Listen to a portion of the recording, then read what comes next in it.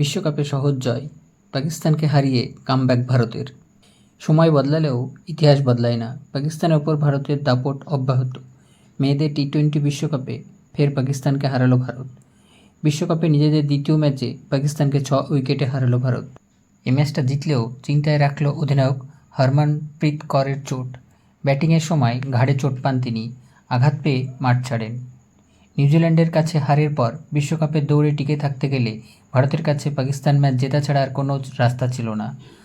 আর ইতিহাস দেখল বরাবরই পাকিস্তানের ওপর দাপট দেখিয়েছে ভারত। কিউই ম্যাচের পর সেই দাপট ধরে রাখাও ছিল চ্যালেঞ্জের। সেটা সহজেই করতে পারল। ওপেন করতে নেমে ব্যর্থ হলেন স্মৃতি মান্ধানা। তিনি 6 রান করেন। পরপর 2টি ম্যাচে ব্যর্থতা প্রশ্ন তুলে দিল তার। কারণ বিশ্বকাপ হাতে তুলতে গেলে তার ভূমিকা গুরুত্বপূর্ণ হবে। তবে তিনি ব্যর্থ হলেও বাকিরা রান পান। শেফালি বর্মা 32 রান করেন। কম রানের টার্গেট থাকায় তিনি একটু ঢিমেতালে ইনিংস খেলেন। জেমিমা রড্রিগেজ করেন 23 রান। তবে হতাশ করেন রিচা ঘোষ। উইকেটের পেছনে যতটা ভালো পারফর্ম করেন, উইকেটের সামনে পারেননি।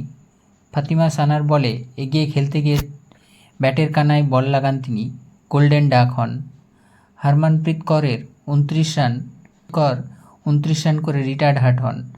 পাকিস্তান প্রথমে ব্যাট করে 105 রান করে। তারা শুরুটা খারাপ করলেও শেষের দিকে কিছুটা রান করতে পারে। 71 রানে 7 উইকেট থেকে তারা ইনিংস শেষ করে 105 রানে। নিদাদার সর্বাধিক রান করেন পাকিস্তানের হয়ে। এই ম্যাচে দুটি দলই পেনাল্টি পায়। ভারত নির্ধারিত সময়ে খেলা শেষ করতে না পারায় শেষ একটা ওভার তাদের একজন প্লেয়ারকে বক্সের বাইরে রাখতে হয়। এরপর পাকিস্তানের বোলিংয়ের সময়ও দেখা যায় একই ছবি, অর্থাৎ দুই দলই শাস্তি পায় স্লো ওভার রেটের জন্য।